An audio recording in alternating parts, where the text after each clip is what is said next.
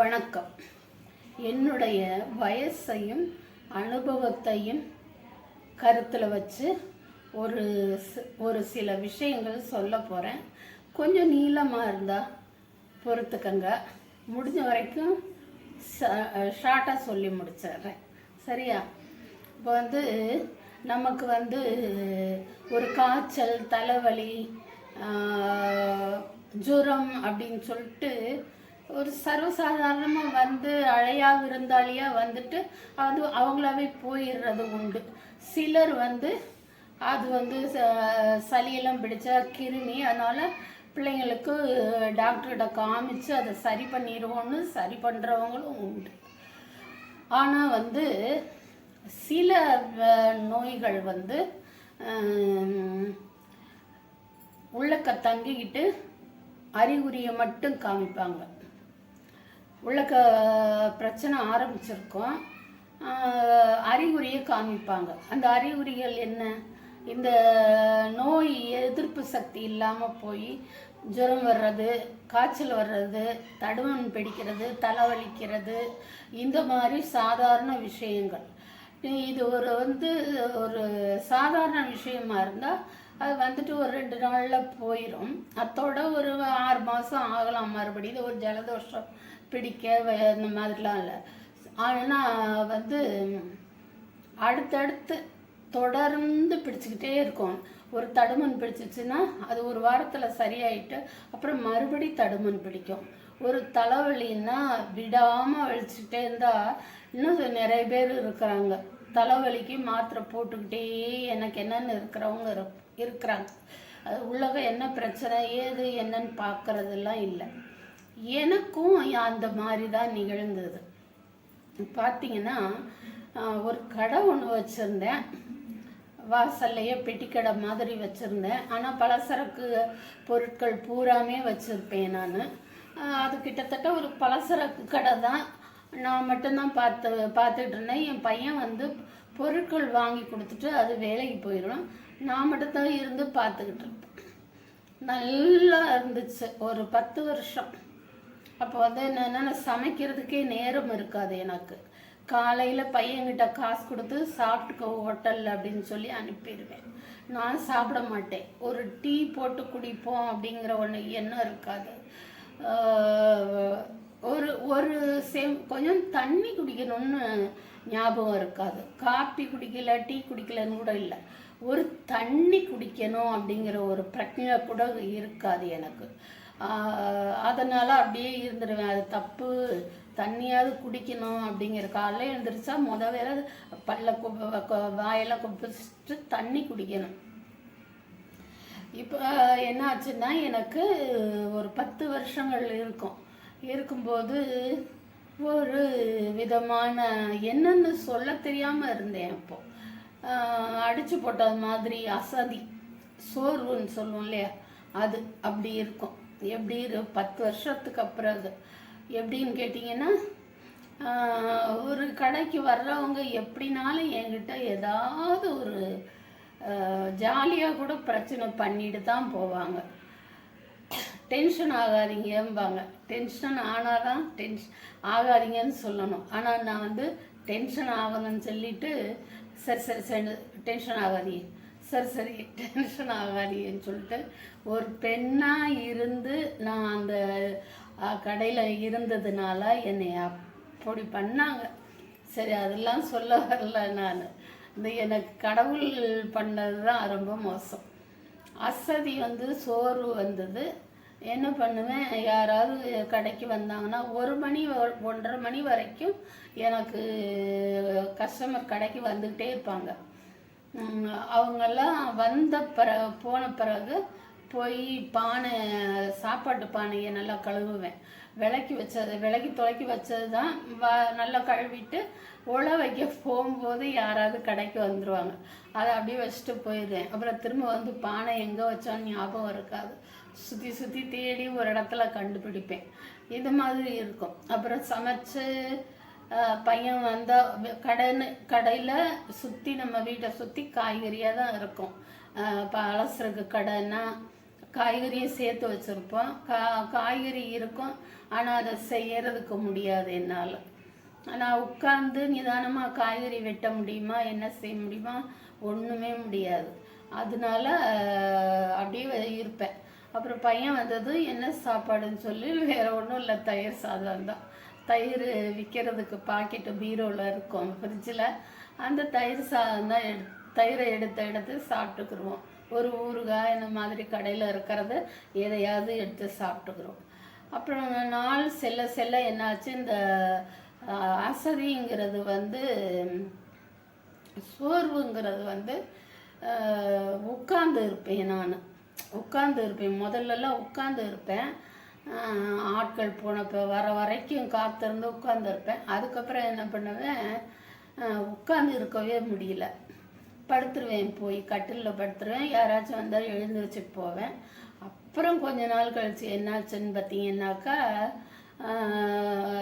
கட்டிலில் போய் இப்படின்னு படுப்பேன், அப்படியே தூங்கிடுவேன். தூங்கிட பிறகு திடீர்னு ஏதோ உள்ளுணர்வு ஏதோ சொன்ன மாதிரி இருக்கும். முழிச்சாக்கா யாராவது கடைக்கு வந்தவங்க எங்கள் வீட்டுக்குள்ளே வந்து நான் படுத்துருக்கிறத பார்த்துட்டே நிற்பாங்க. அப்புறம் எழுந்திரிச்சேன்னா, என்ன இப்படி திறந்து போட்டுட்டு கதவை திறந்து போட்டு தூங்குறீங்களே அப்படின்னு சொல்லுவாங்க. எனக்கு தானாக தூக்கம் வரல. பகல் தூக்கமே ஒரு நாளும் தூங்க மாட்டேன். அது என்னமோ தெரியல, தூக்கம் வர ஆரம்பிச்சிச்சு. படுத்த உடனே தூங்கிடுவேன்.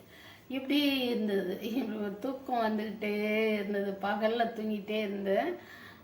கடையை பார்த்துட்டு வீட்டை பார்த்துக்கிட்டு மாவு வேற போடுவேன். நான் காலையில் எழுந்திரிச்சது சட்னிக்கு வாங்க வர்றாங்க இல்லையா, அப்போ ஏன் நம்ம மாவாட்டக்கூடாதுன்னு சொல்லிட்டு மெனக்கட்டு ஒரு கிரைண்டர் வாங்கி ஒரு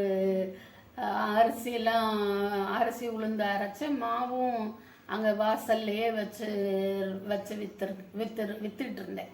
ஆனால் பார்த்தீங்கன்னா அப்புறம் என்னால் முடியல. ஒரு வாரத்தோட அதை ஒதுக்கி போட்டுட்டு வீட்டுக்கு கூட மாவாட்டுறது இல்லை, அப்படி இருந்தேன். அப்புறம் இந்த அடிக்கடி தூங்கிட்டே இருந்தேன் இல்லையா. இப்போ என்னாச்சு, தூக்கமே இல்லாமல் போயிடுச்சு.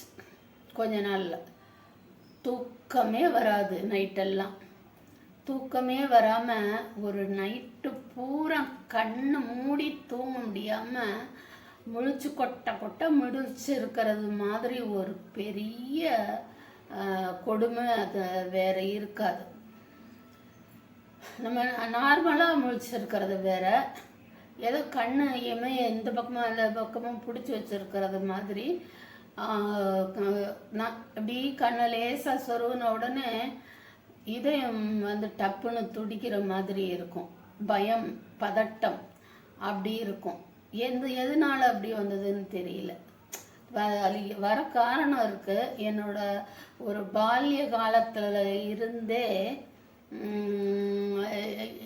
அந்த ஒரு பிரச்சனை வந்தது இல்லையா, அது வரைக்கும் எனக்கு மன ரீதியான கஷ்டம் ரொம்ப இருந்துச்சு பால்ய காலத்துல இருந்தே.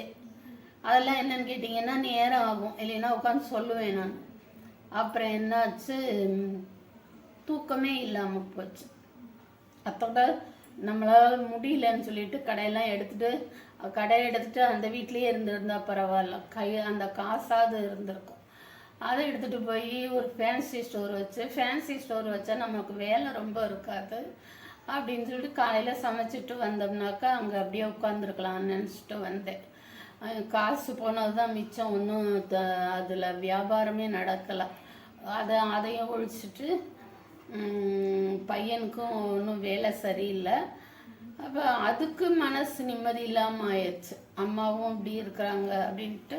அப்புறமா தூக்கம் வரலை அப்படிங்கிறத விட நடுவால் ஒரு சம்பவம் நடந்தது.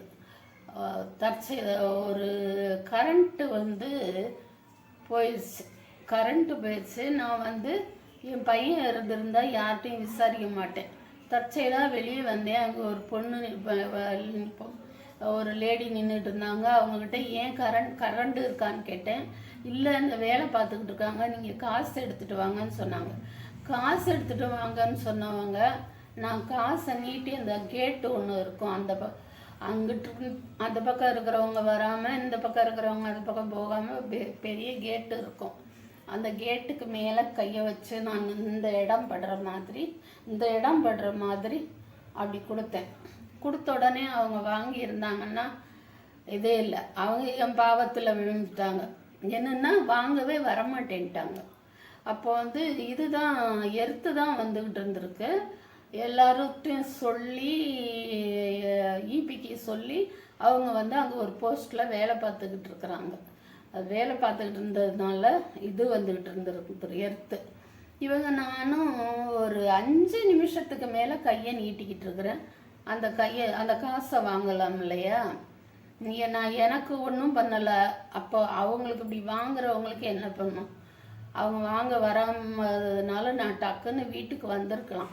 முதல்லையே அவங்க காசுக்காக கூப்பிடும் போதே நான் என்ன பண்ணேன், போவேனா முடியல, படியில் இறங்க முடியல, பேசாமல் வீட்டில் இருந்துருவோம், அப்படி அப்புறமா கொடுத்துக்கலான்னு நினச்சேன். ஆனால் வந்து காசுக்காக இப்படி கூப்பிட்டா சத்தம் கொடுக்காம இருக்கிறாங்களேன்னு நினச்சிருவாங்களேன்னு எனக்கும் நியாயத்துக்கு காலம் இல்லை போல இருக்குது அப்படின்னு நினச்சிட்டு அப்போவே காசு எடுத்துகிட்டு போய் இந்தாங்கன்னு கொடுத்து அந்த அம்மா வாங்கலை. இந்த வாங்காமல் பக்கத்தில் ஒரு கரண்ட் பாக்ஸ் இருந்துச்சு. ஓவர் ஹோல்டேஜ் வந்து ஓவராக வந்து அந்த பாக்ஸில் இருந்த வயர் மெல்ட் ஆகி அது வந்து அப்படியே அது எங்கெங்கெல்லாம் டச் பண்ணதோ அதிலெல்லாம் கரண்ட் பாஸ் ஆகிட்டே இருந்திருக்கு. அந்த பாக்ஸில் அந்த இதில் கேட்டில் வந்து எர்த்து மட்டும் வந்துக்கிட்டு இருந்தது இல்லையா? நான் கையை நீட்டி வாங்குங்கன்னு சொல்லிகிட்டே இருக்கும்போது அது தலையாக ஆட்டுச்சு. நான் பேசாமல் போயிருக்கலாம்.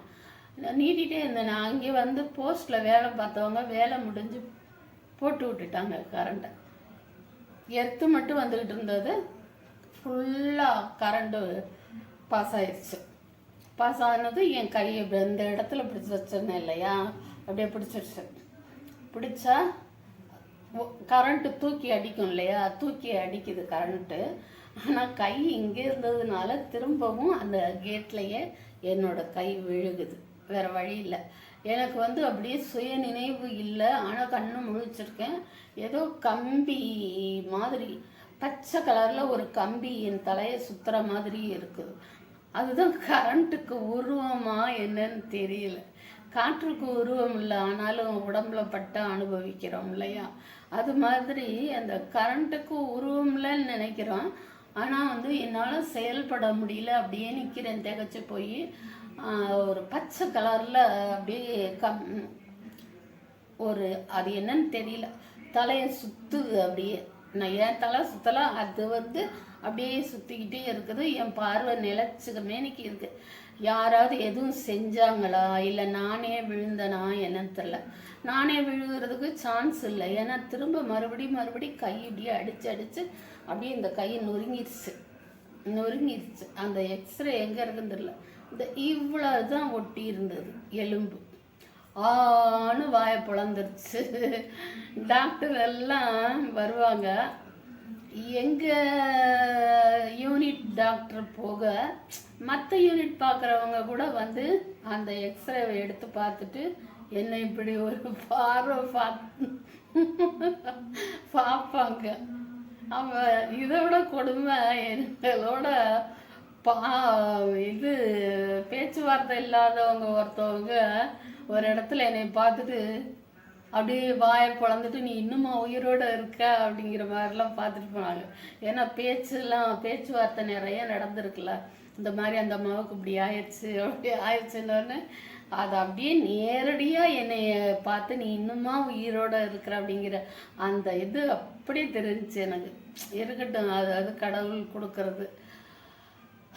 அப்புறமே என்ன ஆச்சு, அப்போ அதுக்கு தான் நாங்கள் வந்து ஆஸ்பத்திரிக்கு போனோம். அதுக்கிடையில் ஒரு 16 நாள் வந்து கேப் விட்டது. நான் என்ன நம்ம வந்து ஆஸ்பத்திரிக்கு போகிறோம் இல்லையா, போனால் அந்த ஊர் வந்து ட்ரீட்மெண்ட்டுக்கெல்லாம் அது சின்ன வியாதிகளுக்கு தான். ஏதாவது அடிபட்ட அவசரம் அந்த மாதிரி கட்டு போடுறது போட்டு விடுவாங்க, இல்லை ஆப்ரேஷன் பண்ணணும்னா அங்கே அனுப்பி விடுவாங்க. சரியில்லாத சாதாரண விஷயத்துக்கு தான் பார்க்கலாம் அந்த ஊரில், அதுக்கு மேலே முடியாது. இப்போல்லாம் அந்த ஊர் ரொம்ப பிரபலமாயிருச்சு. ஒரு வீடியோவில் பார்த்தீங்கன்னா இன்ஜெக்ஷன் அந்த இது நீடில் இருக்கு இல்லையா, அதை சும்மா பச்சை தண்ணியில் போட்டு அலசிட்டு அதை அதுலேயே ஊசி போடுற மாதிரியெல்லாம் வீடியோ வந்தது அந்த ஊர். அப்புறம் இப்போ ஏதோ ஒரு வைத்தியசாலை வந்திருக்கிறதாக அது வீடியோ வந்தது. நாங்கள் வந்த பிறகு கண்டென்ட் இல்லாமலாம் இருந்தோம், நாங்கள் வந்த பிறகு தான் கண்டென்ட் மேலே கண்டென்ட் வந்திருக்கு. அப்புறம் சரின்னு சொல்லிட்டு 16 நாள் கேப்பு, அது என்ன எது தெரியாமல் என்ன. ஆனால் எனக்கு இந்த இடத்துல மட்டும் அழுத்துனா அது அழுத்துறதே தெரியல இந்த இடத்துல மட்டும். மற்றபடி இங்கெல்லாம் நல்ல இது இருக்குது, உணர்வு இருக்குது. அப்புறம் டாக்டர்கள்லாம் பார்த்துட்டு இது பிளேட் வைக்கணும்னு சொல்லிட்டாங்க. அட்மிட் ஆன மறுநாளே வந்து ஆப்ரேஷன் பண்ணிட்டாங்க. அன்னைக்கே கூட்டிகிட்டு போய் எக்ஸ்ரே அது இது எல்லாம் எம்ஆர்ஐ எல்லாம் பார்த்துட்டு மறுநாளே ஆப்ரேஷன். அதுக்கப்புறம் மறுநாள் புத்தாண்டு, அப்புறம் ஞாயிற்றுக்கிழமை இதெல்லாம் வந்ததுனால அது அந்த 2 நாள் கழித்து 3ஆவது நாள் ஓடுன்னு விரட்டி விட்டாங்க.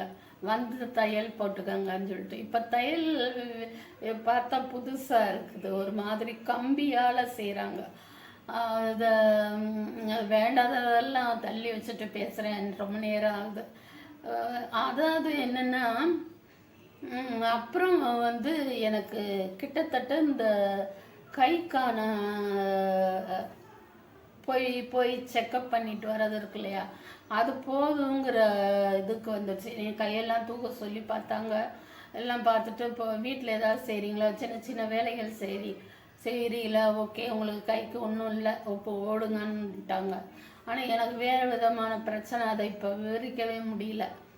விவரிக்க முடியாத நேரம் இல்லை. அப்போ போனால் நான் வந்து நம்ம வயிற்றுல எதுவும் பிரச்சனை இருக்குமா அப்படின்னு சொல்லிட்டு பலவிதமான அவஸ்தைகள், மோஷன் போகிறதுல வித்தியாசம், பலவிதமான அவஸ்தைகள், பயம் எல்லாமே.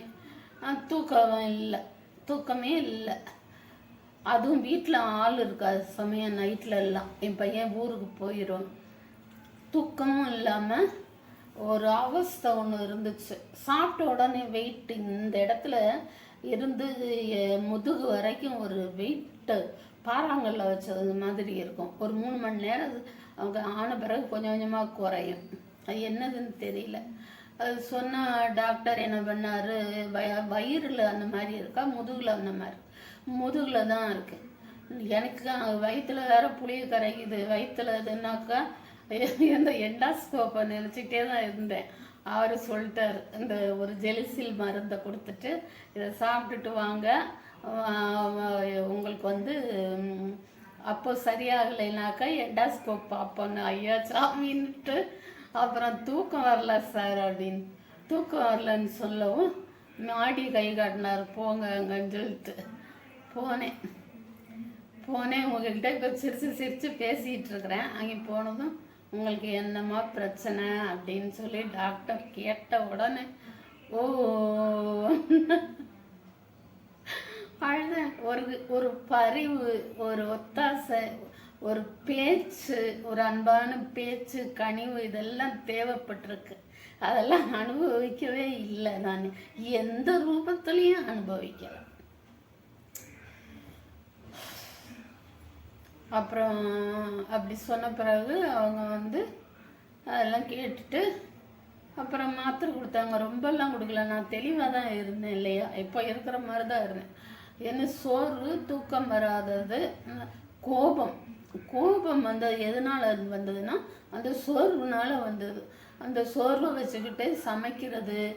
அப்புறம் ஒரு நாளில் என் பையன் 8 மணிக்கு கடையை அடைச்சிட்டு வந்தப்போ, நான் தான் கடை போயிட்டு இருந்தேன்.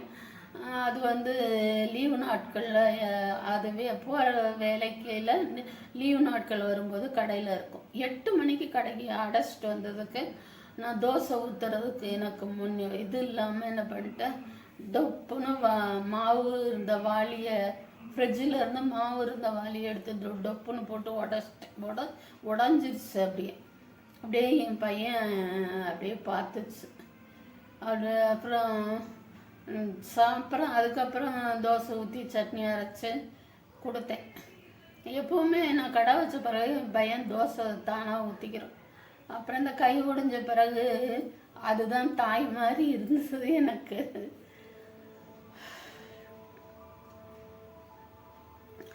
தாய்க்கு தாயான தாயுமானவன்னு ஒரு வீடியோ போட்டிருக்கேன். அந்த மாதிரி எனக்கு பார்த்துச்சு. அதுக்கப்புறம் திருநெல்வேலி வந்துட்டோம். வேலை சரியில்லை, கடையெல்லாம் கொடுத்துட்டு ஒன்றும் தொழில் சரியில்லை, வேலையும் சரியில்லைன்னு சொல்லிட்டு இங்கே ஏதாவது பார்க்கலான்னு சொல்லிட்டு இங்கே வந்துட்டோம். திருநெல்வேலிக்கு வந்தோமா, நானும் வந்தேன். வந்துட்டு 1 மாதம் ரொம்ப சந்தோஷமாக இருந்தேன், ஜாலியாக இருந்தேன். மார்கழி மாதம் முழுக்க அழகாக கோலம் போட்டேன். கார்த்திகை மாதம் தீபம் ஏற்றுறதுக்கு ஹாலில் வந்து வாசலில் வந்து ஆள் போக வர இருக்குன்னு சொல்லிட்டு ஹாலில் அழகாக அந்த ரங்கோலி கோலம் போட்டு இப்போ போடுறாங்க இல்லையா புதுசாக, அந்த ரங்கோலி கோலம் போட்டு விளக்கெல்லாம் ஏற்றி வீடெல்லாம் ஜெகன்னு இருந்தது. வந்து ஆட்கள்லாம் பார்த்துட்டு போனாங்க, அந்த பக்கம் போகிறவங்க. அப்புறம் பசங்க சொல்லி மாடியில் இருந்த வீட்டுக்கார பொண்ணெல்லாம் வந்து பார்த்துட்டு போச்சு. அந்த மாதிரி இருந்தது. ஒரு 10 நாள் தான் இருக்கும். திடீர்னு என்னாச்சு, ஒரு மாதிரி சோகம் சூழ்ந்துருச்சு. எனக்கு சோகமாக இருக்குது, என்னன்னே தெரியாமல் இருக்குது, எதுலேயுமே மனசு பதியாமல் இப்படி இருக்குது. மாத்திரை இல்லைல்ல, இதுக்கு போகாமல் செக்கப்புக்கு போகாமல் மாத்திரை வாங்காமல் இருந்ததுனால அப்படி இருந்திருக்குது. எனக்கு அது ஞாபகம் இல்லை. நான் பக்கத்தில் இருக்கிற டாக்டர்கள்கிட்ட போய் விதமாக கொஞ்சம் நஞ்சம் இல்லை, அப்படியே உடம்பு உள்ளக்க வந்து எரிச்சல் இருக்கிற மாதிரி இருக்குது. அது எரிச்சலா காய்ச்சலான்னு தெரியாமல் தொட்டு பார்ப்பேன். அது எரிச்சல், ரத்தத்துலேயே அந்த எரிச்சல் இருக்குது. நான் டாக்டர்கிட்ட போய் இதை பற்றி சொன்னதும் அவங்க வந்து ஒரு மாத்திரை கொடுத்து, இதை சாப்பிட்டா தூக்கம் வரும், பயப்படாதீங்க, சாப்பிடுங்க. அதை சாப்பிட்ட உடனே அப்படியே தூங்கிடுவேன், ஒரு மாதிரி தூங்கிடுவேன். சாப்பாடே கிடையாது. என் பையன் வாங்கிட்டு வந்தால் தான் 3 வேளையும் ஹோட்டல் சாப்பாடு, 3 வேளையும். அது எனக்கு வந்து ஃபுல்லாக வேணாம், நீ கொஞ்சோண்டு சாப்பாடு கொடு, எனக்கு கொஞ்சம் ரசமோ மோரோ வச்சிரு அப்படின்னு சொல்லிட்டு அதுதான் சாப்பிடுவேன். என் பையன் மனசில் உடஞ்சி போச்சு. அப்புறம் ஒரு வழியாக வந்து ஒன்றா வந்து அந்த டாக்டர் அம்மாட்ட போய் சொன்ன பிறகு ஒவ்வொரு பிரச்சனையும், அப்புறம் அந்த மோஷன் போகிறது, இந்த முதுகு ஒரு மாதிரி வெயிட்டாக இருக்குது, பல வகையானது ஒன்றா வந்தது. அவங்கள்ட்ட போய் சொன்னதும் ஒரு நாள் நைட்டு என்னாச்சு, படுத்துக்கிட்டு இருக்கும்போது திடீர்னு எனக்கு என்னமோ செய்துன்னே தெரியல, என்ன செய்துன்னு தெரியல. ஆனால் ஏதோ செய்து, வலிக்கலை, ஒன்றும் செய்யலை, எதுவுமே தெரியலை, உணர்வு மட்டும் இருக்குது. டக்குன்னு படுக்கையிலேருந்து எழுந்திருச்சு, தம்பி என்னமோ செய்துப்பா அப்படின்னு சொல்கிறேன். இப்படி சொல்லிகிட்டு இருக்கும்போதே அப்படியே பூமியெல்லாம் விரிசல் விட்டது மாதிரி தெரிஞ்சிச்சு. எனக்கு பூமியெல்லாம் விரிசல் விட்ட மாதிரி தெரிஞ்சிச்சு, பாலமாக. அதுக்கப்புறம் அடுத்த செகண்டே ஒன்றும் இல்லை, அப்புறம் பேசாமல் படுத்து தூங்கிட்டேன். தூக்க மாத்திரை மட்டும் இருந்தது. அந்த தூக்க மாத்திரை மட்டும் போட்டுட்டு படுத்தேன்னா என்ன ஆகும் தெரியுமா, எனக்கு என்னென்னமோ நடக்கும். உயரமான இடத்துல தொட்டில் கட்டி என்னை போட்டு ஆட விடுற மாதிரி அப்படியே பகீருங்கும். ஒரு ஆட்டோ ஹாரன் கேட்டால் பக்குங்கும், இப்படி இருந்தது. அப்புறம் வந்து திடீர்னு இந்த ஏதோ தரையெல்லாம் உடஞ்ச மாதிரி இருந்துச்சுன்னு சொன்னேன் இல்லையா, அதுக்கப்புறம் என்னாச்சு, மறுநாள் காலையில் மண்டையும் எரிய ஆரம்பிச்சிருச்சு. பாதத்துல இருந்து தலை வரைக்கும், இந்த தலை வரைக்கும் எரிச்சல் எரிச்சல் எரிச்சல், தாங்க முடியாம எரிச்சல். ஃபேன் காற்றுல இப்படி காமிப்பேன், இப்படி காமிப்பேன் தலையை, எரிச்சல் தாங்க முடியாமல். அப்புறமா ஒரு வழியாக அந்த அம்மா சொன்னாங்க, தலை எரியுதுன்னு போனோடனே ஒரு ஸ்கேனுக்கு எழுதி கொடுத்து, இதை பார்த்துட்டு வாங்க, ஒரு எம்ஆர்ஐ ஸ்கேன் தலையிலேருந்து முதுகு வரைக்கும் தண்டுவடம் வரைக்கும் பார்த்துட்டு வாங்க, உங்களுக்கு அதில் ஒன்றும் இல்லைன்னு சொன்னால் இது இந்த மனநல மருத்துவருக்கு எழுதி தரேன். ஏன்னா உங்களுக்கு உடம்புல எதுவும் பிரச்சனை இல்லை, மனசில் தான் பிரச்சனைனா. மனப்பிரச்சனையால் உடம்பு பிரச்சனைகள் நிறையா அனுபவிச்சுக்கிட்டு இருக்கிறேன். சரின்னு சொல்லிட்டு அப்போ தான் எனக்கு ஞாபகம் வந்தது, டாக்டர் பார்க்கணும்னு சொன்ன உடனே நம்ம பார்த்துட்டு இருந்த வைத்தியத்தை விட்டுட்டோமே, 2 மாதம் ஆயிடுச்சு அப்படின்னு சொல்லிட்டு தம்பி மறுநாளே பையனை கிளப்பிட்டு அங்கே போய் மாத்திரை வாங்கிட்டு வந்து, அதில் ஒரு பிரச்சனை ஆயிடுச்சு. அதில் புதுசாக ஒரு டாக்டர் இருந்தார். அவர் நான் 2 மாதமாக வரல அப்படின்னு சொல்லவும், அவர் ரொம்ப பவர் கம்மியாக மாத்திரை எழுதி கொடுத்துட்டாரு. அதுவும் கேட்கல, தூங்கும்போது தூக்கி போடுது. அப்புறம் 3 நாளில் திரும்ப ஓடு மதுரைக்கு. திரும்ப எவ்வளோ செலவாகும் பாருங்கள். தொழில் இல்லாமல் ஒரு ஊருக்கு வந்திருக்கோம். ஆஸ்பத்திரிக்கு ஓடுனதை, அம்மா நீங்கள் 2 மாதமாக வராததுனால நல்லா இருக்கீங்க இவ்வளோ நினச்சிட்டு நான் மாத்திரையை பவர் கம்மியாக கொடுத்தேன் அப்படின்னு சொல்லிட்டு அவங்க சொன்னாங்க. நீங்கள் ஒரு 10 நாள் இருக்கணும்னு சொன்னாங்க. கூட இருக்க ஆள் இல்லை. அதனால் எனக்கு ஒரு மாதத்துக்கு மாத்திரை கொடுங்க, எப்படி இருக்குன்னு பார்த்துட்டு வரேன்னா ஒரு வாரத்துக்கு கொடுத்தாங்க. 4 நாளில் அவங்களுக்கு இந்த பிரச்சனையெல்லாம் கொஞ்சமாவது சால்வ் ஆகணும். அப்படி ஆகலைன்னா உடனே கூட்டிகிட்டு வாங்கன்னாங்க. 4 நாளில் கொஞ்சம் கொஞ்சமாக குறைய ஆரம்பிச்சிருச்சு. 1 வருஷம் நல்லா இருந்தது. அப்புறம் மறுபடியும் இப்போ வரைக்கும், இப்போ ஒரு வருஷம், மொத்தம் 2 வருஷமாக திடீர்னு காலில் ஒரு சூடு கிளம்பும். பாதத்தில் கிடையாது, மேல் காலில் சூடு கிளம்பும். அப்புறம் இங்கெல்லாம் அந்த காது ஓரம் இருக்கு இல்லையா, வெடித்தது மாதிரி, அந்த இடத்துல மட்டும் எரிச்சல் வரும். இந்த உயிரே போகிற மாதிரி இருக்கும். அப்புறம் இந்த தலையில் ஒரு முடி யாரோ பிடிச்சி இழுக்கிற மாதிரி இருக்கும். அப்புறமும் கொஞ்சம் கொத்தா இழுக்கிற மாதிரி இருக்கும். இதெல்லாம் சொன்னேன்னா என்ன பண்ணுவாங்க, யார்கிட்டயாவது போய் திருநூறு போடுங்க அப்படின்னு சொல்லியிருக்கிறாங்க. நான் என் பையன்கிட்ட சொன்னேன், எனக்கு ஏதாவது நிதானம் தவறிடுச்சுன்னா நீ ஆஸ்பத்திரிக்கு தான் கூட்டிகிட்டு போகணும், வேற எங்கேயும் போகக்கூடாது அப்படின்னு சொல்லியிருந்தேன். தெளிவாக இருக்கும்போதே போயிட்டேன் ஆஸ்பத்திரிக்கு. ஆனால் சாப்பாடு இல்லை, தூக்கம் இல்லை, ரொம்ப மெலிஞ்சு இதாகிட்டேன். அந்த வீடியோலாம் பார்த்தா எல்லாருமே சொன்னாங்க, என்ன இப்படி ஆயிட்டீங்களேம்மா அப்படின்னு சொல்லிட்டு. அப்புறம் ஒரு வழியாக இப்போ ட்ரீட்மெண்ட்டில் தான் இருக்கேன். மாதத்துக்கு ஒரு தடவை போயிட்டு மன நிம்மதியே இல்லை. மாத்திரை சாப்பிட்டா கூட வாழ்நாள் புறமே சாப்பிடணுன்ட்டாங்க. வாழ்நாள் பூரா நமக்கு யார் வைத்தியத்துக்கு வழி பண்ணுவா? ஒரு மாதத்துக்கு 3,500 ரூபா 4,000 ரூபா ஆயிரும். நான் தனியாக போயிட்டு வர்றதுக்கான ஒரு இது இருக்கிறது எனக்கு பெரிய பாக்கியம். ஆனால் அதுவும் இப்போ பார்த்தீங்கன்னா கால் மூட்டு வலியினால் என்னால் பஸ்ஸில் ஏற முடியல. கொஞ்சம் நேரம் வெயிட் பண்ணாங்கன்னா டக்குன்னு ஏறிடுவேன். அவங்க பஸ் நிறுத்தாமல் ஓடும்போதே ஏற மாதிரி சொல்லுவாங்க. எப்படி முடியும்? ரொம்ப லேட் பண்ணோன்னா வண்டி எடுத்துகிட்டு போயிடுவாங்க. நான் நிற்கிற இடத்துல மட்டும் அந்த ஊருக்கான திருநெல்வேலிக்கான ஸ்டாப்பு கிடையாது. ஏதோ போகிறேன் வரேன் ஆஸ்பத்திரியில் அந்த ஒரு அழகாக வியாதி கொஞ்சம் காலி பண்ணி இருந்த சூழ்நிலையில் ஒரு 2 மாதம் விட்டேன் பார்த்தீங்களா, அது வேறு விளைவாக மாறி அவஸ்தைப்பட்டுக்கிட்டு இருக்கேன். நிறைய வெறும் 2 மாத்திரை சாப்பிட்டுக்கிட்டு இருந்தவ இப்போ ஒரு 7-8 மாத்திரை சாப்பிட்றேன். இது சம்மந்தமாகவே அது போக ப்ரெஷரு அது லொட்டு லொசுக்குன்னுட்டு அது அதுவும் இருக்குது, சாப்பிட்டுக்கிட்டு இருக்கிறேன். அதனால தான் சொல்கிறேன். நான் இப்போ சொன்னது ஒரு விதமானது.